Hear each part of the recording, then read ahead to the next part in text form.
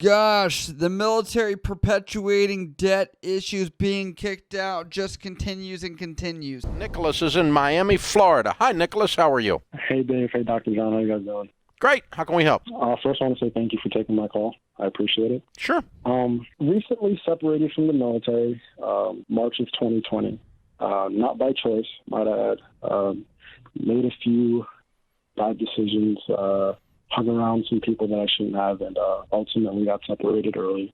It wasn't on terrible terms. It was still an honorable discharge, but... I want to point out it's probably an administrative discharge. He's not being totally honest with that factor. Probably gets some of the veteran affairs benefits and things like that, but we'll see what he divulges later on. I just couldn't finish my contract. So early on in my time in the military, I purchased a vehicle, just as you do, as you know, a lot of people do in the military as soon as you get that paycheck. So purchased the vehicle for about $22,000, put zero down on it. And my advice, to give you guys a heads up as you're going through this, he put down $22,000 as his first vehicle he ever bought. And you can even see Dave's reaction. He's like, ooh, okay, let's get into this, because he already knows where it's going.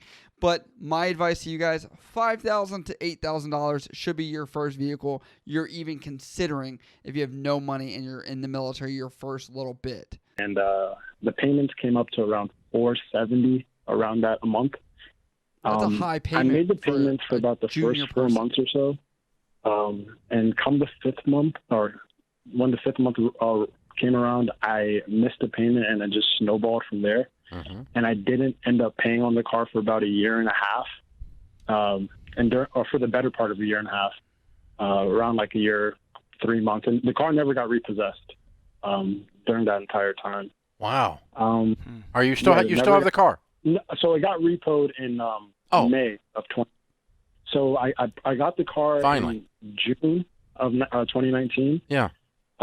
Paid for it for about the first 3 to 4 months. Yeah, and so now you have a repo. I want to point out on top of this, the fact that he went without paying it after the 4th or 5th month is actually very surprising.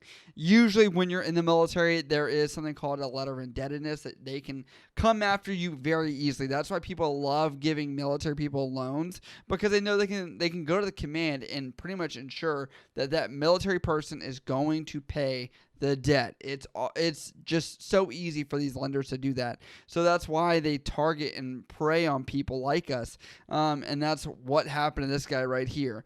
$470 a month is what he was paying. I'm going to go over looking at this. $470 a month. I put down $22,000, put zero down on the down payment, didn't trade anything in. We don't even have a sales tax, which that probably was something.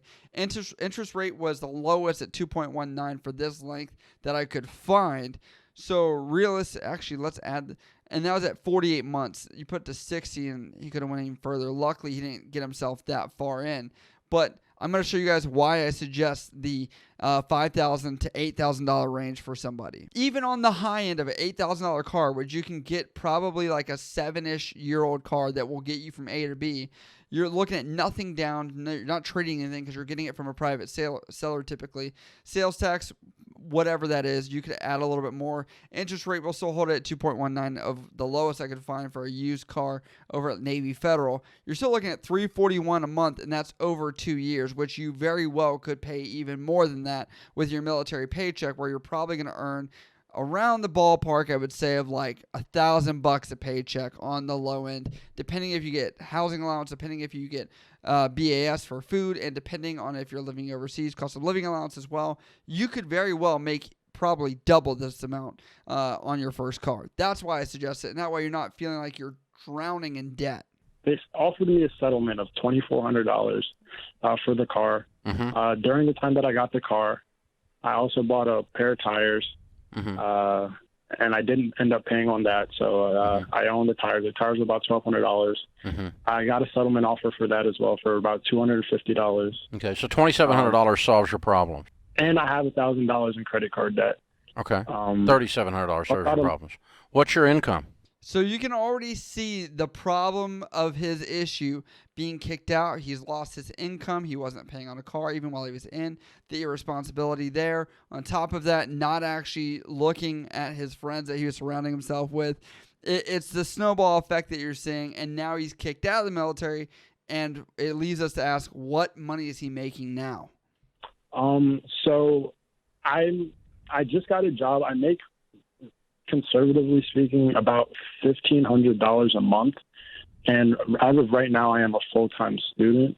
I was looking at purchasing a vehicle. That was like the main thing. I wanted to purchase a vehicle this week, actually. I have about $3,000 saved, and I wanted to get a car, but I wanted to know. How are you getting around now? I use my grandma's car. And is it an extra car, or why are you able to use her car? Well, she doesn't really drive much. You know, she's like she's up 76. She doesn't really drive at all, so she just has it for emergencies, really, for her. But So how much could you drive it for 2 more months? Yeah. All right, I want you to imagine this. You've gone to boot camp, gone to your first training, AIT or whatever tech school. You go back home to Florida to go mooch off your grandmother using her vehicle. You're now so much car debt that you don't know what to do about it. You look at this and I'm like, this is the kind of situation people come into if they don't just do what they're supposed to. Really, leaving the military honorably. And when you're kicked out, you only need a 10-day notice, I believe is what the letter is, to officially get you out of the military. So looking at this, you can only just look at it and say, man, this kid is really in deep. I've calculated he makes $18,000 per year on a rough estimate. I don't know if that includes taxes being deducted or not. So if you wanted to be really rough, you're looking at maybe $14,000 or maybe $15,000 depending on the state of Florida. Not really sure how that works, but not to mention cost of living in Miami, Florida. I doubt he's able to afford it. So he's depending on someone else for a car, depending on someone else to be able to give him shelter and probably food at this point. At least he's a student, so I got to commend him for that. He's done the right step moving forward as far as to bounce back, but financially, everything else is holding him back here. I could, but Good. I could, but it's not. It's not going to inconvenience her. She's not driving it. You just don't want to. How old are you? It's ego. That's what I'm talking about. 22. Okay. 22 years old. All right. Yeah. So jumping into crap that you can't afford has caused you pain. Right. Time to stop doing that. Yeah. Making decisions that you know aren't right has caused you pain, man. You know this is not smart. So I'm going to take $2,000 of your $3,000 and get rid of $2,000 of the $3,700 worth of debt, which means I'm going to get rid of the tire debt and the credit card debt, and then I'm going to save towards $2,400 to settle that stupid debt with a repo, and you're going to be done with that in about a month and a half because you need to be working like a maniac, like 6 jobs. Now, mind you, he said he made $1,500 a month, so that still leaves him $1,700 left of the debt. So that's a whole month worth of debt he's going to have to pay towards from his income. Now, obviously, he probably has to pay other things as well, gas for those vehicles that he's borrowing, also everything else that just basic bills. So really, this is like a 2-month thing if he's really going to hack away at it like Dave is saying here. He's going to have to maybe end up working some kind of, Uber Eats delivery type job, something else that he can do on the weekends while he's not doing classes. While you're in school full time. I want you to have no personal social life at all. I want you to do nothing but make money and clean up your dadgum mess. Because this is so stressful, dude. It's not fun. I can hear it in your voice, man. It's not fun. It's hard for you to even think through this clearly because the stress is so overwhelming. Am I wrong? No. It's driving you nuts. You're not even sleeping good, are you? Man, you hit it right on the nail, actually. Yeah. I've been there, man. I've been that scared and freaked out. And let me just tell you, if you will work like a maniac, live on beans and rice, use $2,000 towards the $3,700 problem that you have, and then knock the $2,400 out in a month and a half to 2 months from now, and then save up and buy you a car for $3,000 in cash, by the end of by September, you're going to be debt-free, driving a car that you paid cash for, and working a plan called your education towards having a great life in the future. Now, I want to also say this because a lot of people don't understand. You get a lot of perks of being military. Now, from his situation, if he would have sold this car, got out of it, paid off these settlements, right, and that would have been okay, he would have, if he stayed in the military, would have had issues with security clearance as well. You have to consider that. So that's why it's not smart to get in these situations. On top of that, he could have used, we have in the Navy and Marine Corps side, we have Navy Marine Corps Relief Society, which could have loaned him this money interest-free. That way, he would have only paid back exactly what he owed, and it would have made that little bit less of an issue of him having to pay any interest on what's left over on that debt. Maybe if that accrued and he wasn't paying it all in one lump sum. So look at this.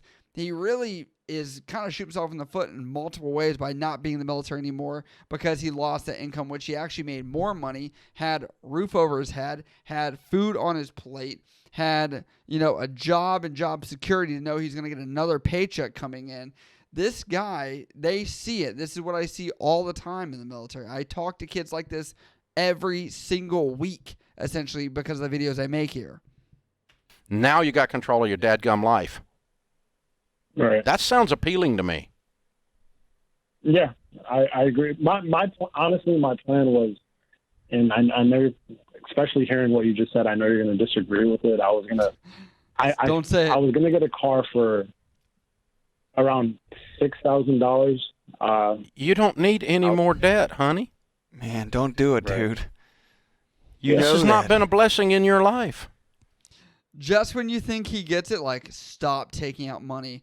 Rely on some people that are willing to let you get a car from A to B, do the basics, and he's just not getting it. He's like, no, I'm just going to do what I want to do. There's so many people in the military or that are in this age bracket that I see with this issue. It's like, I'm still going to do what I want to do, even if the numbers make sense. That's what I find crazy here.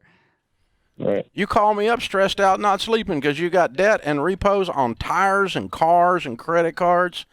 Tires aren't worth anything, and by the way. no peace. That's why we call our thing financial peace. Two words that don't go together.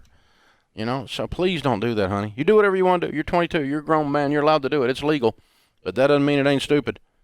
Don't do it. I want you to reverse engineer the last 24 months of your life, man, and look at the decisions that haven't worked and don't voluntarily walk back into them. You've already done it, man. Taking out a big loan. It was probably a Jeep. It was stupid.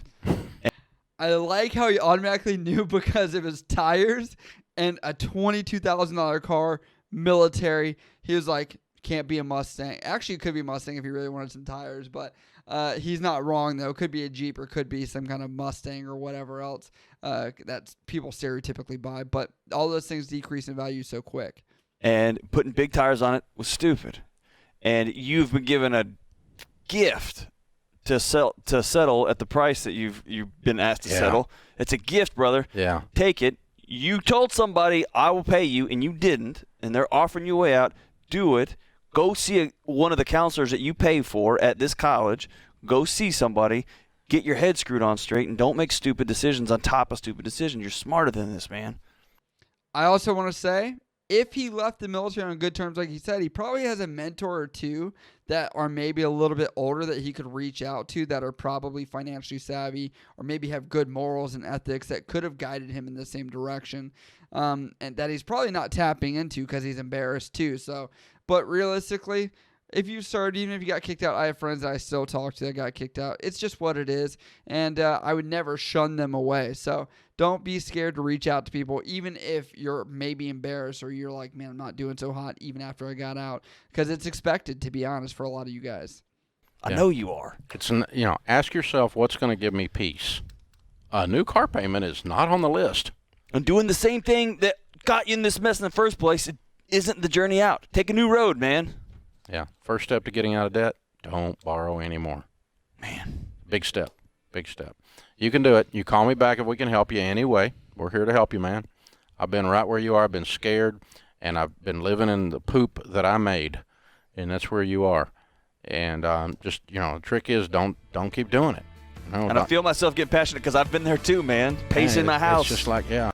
All right, so that summarizes this video kind of from the military perspective to know what you guys are coming into, what you can see possibly, and how you guys can mitigate kind of looking through that and just doing basic basic decision making to allow yourself to come out on top and not be burdened by everything and be crushed and kicked out or whatever else. That way, if you do, have that opportunity to do something stupid, you realize what you're really giving up. And I think this guy, looking back, if he could have stayed in, it sounds like he has a little bit of regret and he would have stayed in. But, sometimes it's a little bit too late, and that's just the way it is, and their opportunity's gone. So I'd love to hear your guys' great stories of someone that's maybe gotten in this type of situation, maybe a little in too deep, and now they are, out in the civilian world and maybe not doing so hot, and maybe other people can learn from that as well. But also, we do have a Patreon link down below. If you like what we do on this channel, you can help support us over there and become a member.